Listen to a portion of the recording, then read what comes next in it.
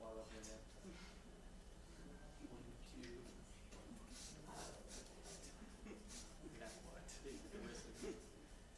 Yep. So I'm gonna do it this night. Why was he afraid to do a whole rehearsal just Oh yeah, we were practicing that. right? But why was Ken afraid of them all? With Bob? No, Yes. no, Tim. He was. You know why no Tim? Yeah, with Cardi B. Tim wants the 9th grand. So he told me? That email. Wants the 9th grand. Like, I like to think that I will beat Tim reading the fight. well, Because of his strategy. Well, I don't think so. The fact that he's really noodly. He's got the spring seed build. Is that how you feel about Nathaniel? He's being Nathaniel in the fight too? Probably. Yeah, from But think about it. Guys, think about it. Who's gonna care? I gotta See, I would pay attention to it if Tim was the one playing the piano. But he's not even playing the piano. He's playing, giving him all the more time to focus on how to play that. Yeah, he probably would tweak down the whole time.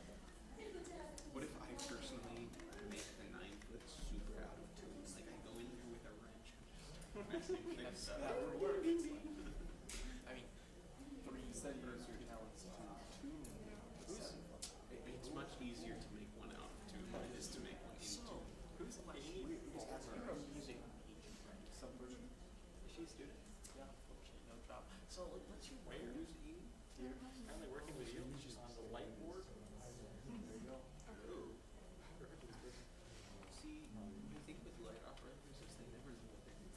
I have not done a single light board. Maybe it's never rocket science. Maybe you just press button with one key. There's an and. Probably and. It's like the button. Key. yeah, but it's like you never know how to change anything. So the director's always like, I was gonna change and they go, Oh yeah. Cool. That's probably gonna be the case.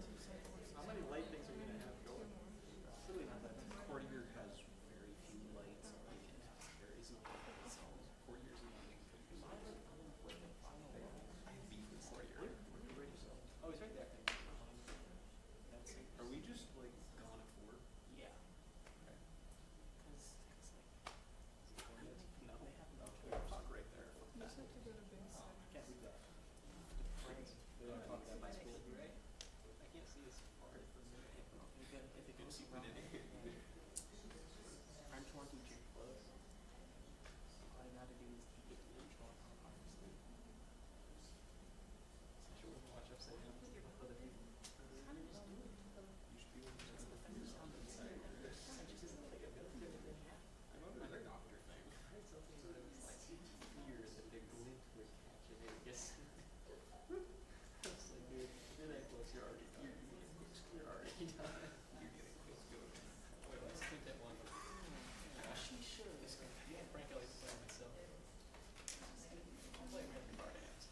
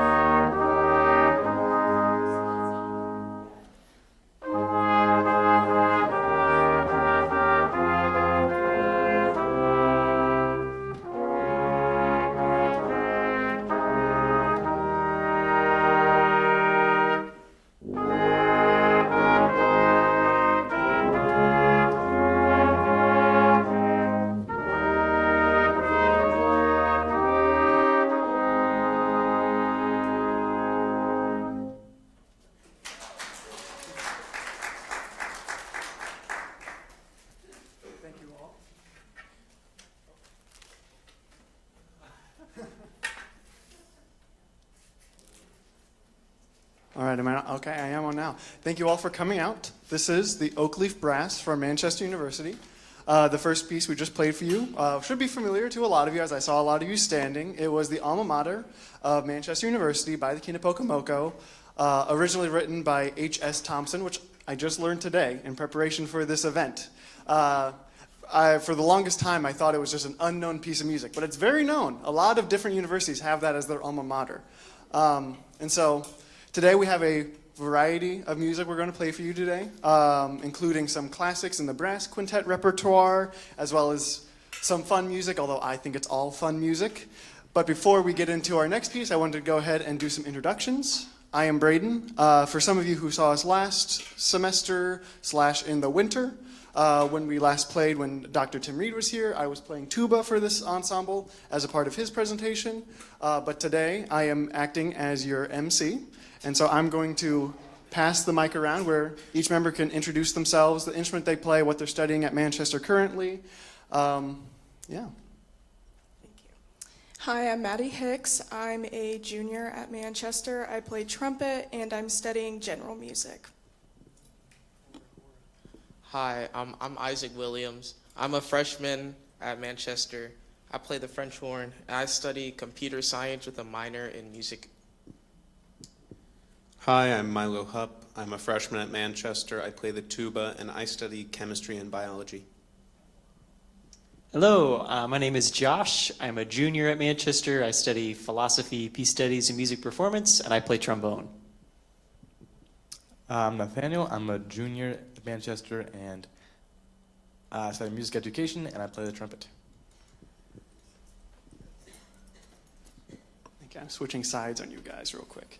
So for our next piece, I want to do as little talking as I can and let them just play for themselves. For our next piece, it's going to be the Sonata from Die Bangesängerlieder.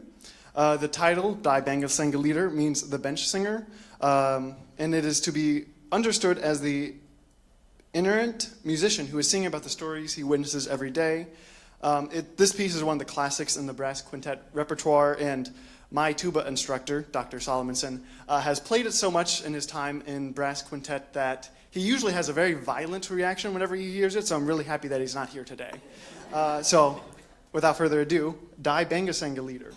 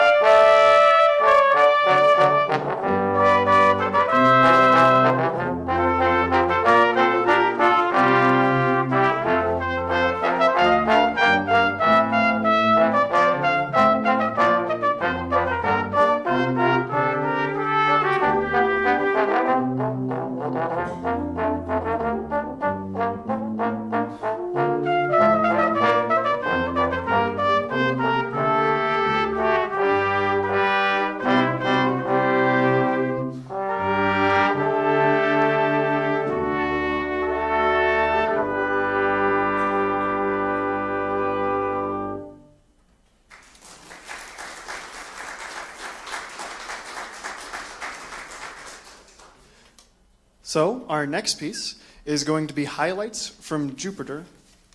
Yeah, Highlights from Jupiter, right? Okay. I think he said yes. By Gustav Holst. Holst wrote the 7-movement orchestral suite called The Planets between 1914 and 1917. Holst described the planets as a series of mood pictures, acting as foils to one another with very little contrast in any one of them. In Jupiter specifically, Holst portrays the characteristics of abundance, of life and vitality, with music that is buoyant and exuberant. The part that the quintet is playing today is from the middle chorale section of Jupiter. It has been described as a lush, slow, grand, sweeping interlude that sounds a bit like one of those inspiring English hymns. In this piece, we start off with the French horn solo with Isaac, and that solo moves around with a lot of members of the quintet, including our trumpets, Maddie and Nathaniel, and also Josh at the very end.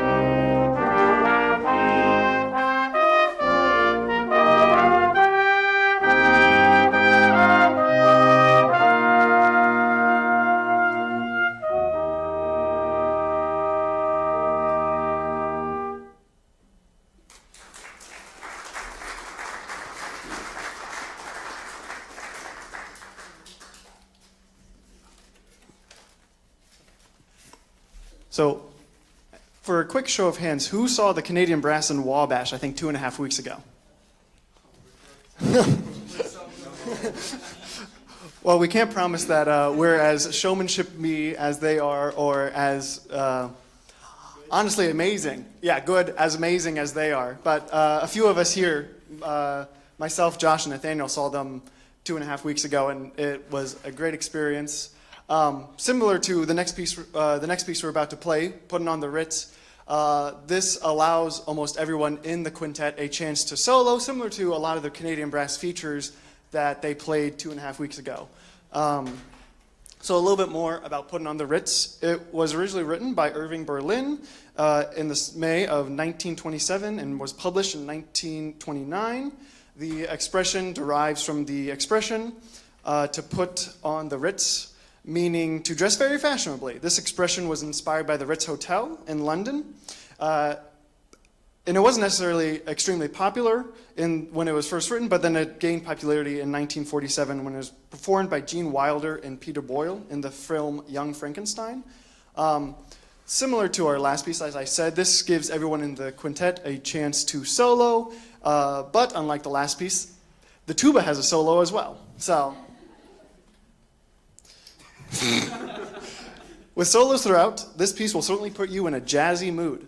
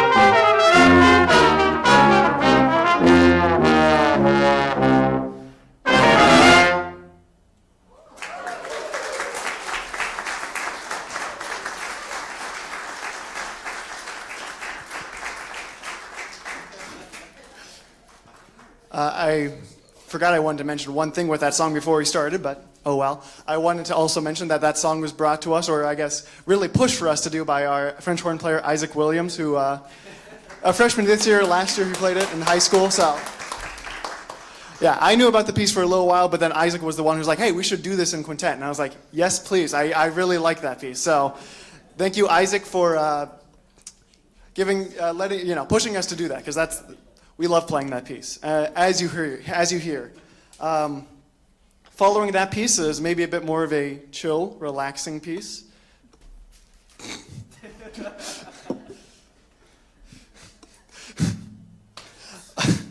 Our next piece is Neil Diamond's Sweet Caroline.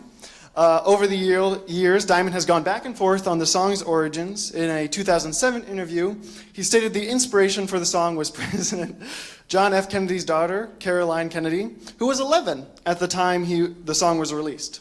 However, in 2014, Diamond said the song was about his then wife, Marsha Murphy, but he needed a 3-syllable name to fit the melody. In the arrangement today, the melody gets passed around to all members of the quintet, except the tuba. It's okay, you had your work cut out for you in the last one, so take a breather. Abeling, the arranger for this, makes up by giving the tuba a non-stop bass line that sets the groove for the entire piece. So without further ado, Sweet Caroline.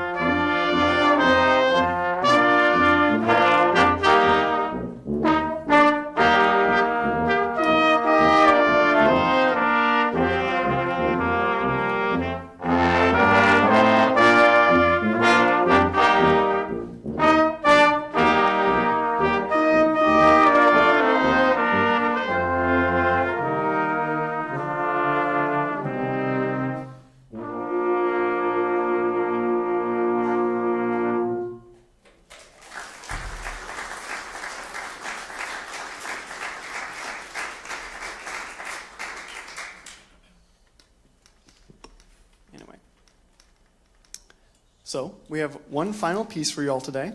The final piece we're playing is the traditional gospel song, We Shall Overcome. We Shall Overcome is associated with the United States Civil Rights Movement, and the origins of the song are unclear.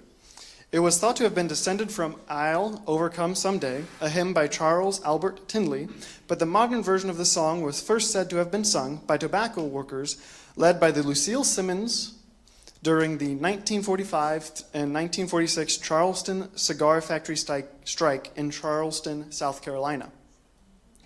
The song began to be associated with the Civil Rights Movement in 1959 as a protest song when Guy Carawan stepped in with his and Seeger's version as song leaders at Highlander Folk School.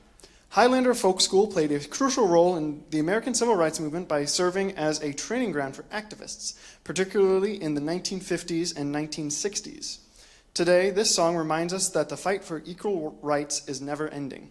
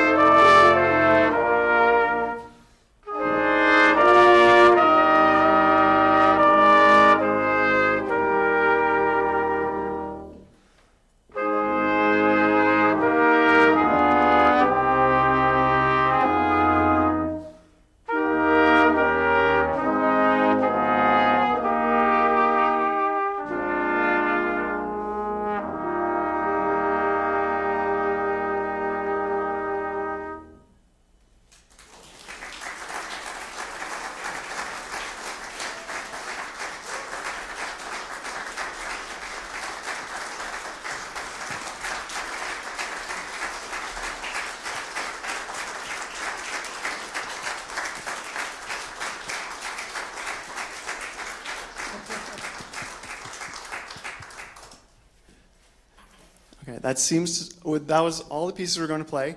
We were actually kind of worried when we were setting out literature for playing today that we would have too much music. And I see that we were a little bit wrong. So I guess I want to open the floor. If you guys have any questions, I can pass this mic around and we can ask members of the quintet maybe to answer them if you have questions for specific people or questions for myself.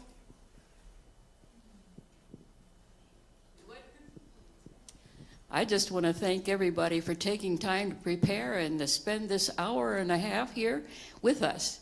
And let's give them another applause. Okay.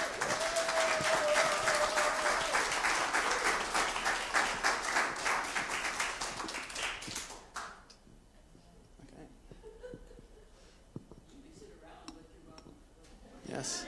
Feel free.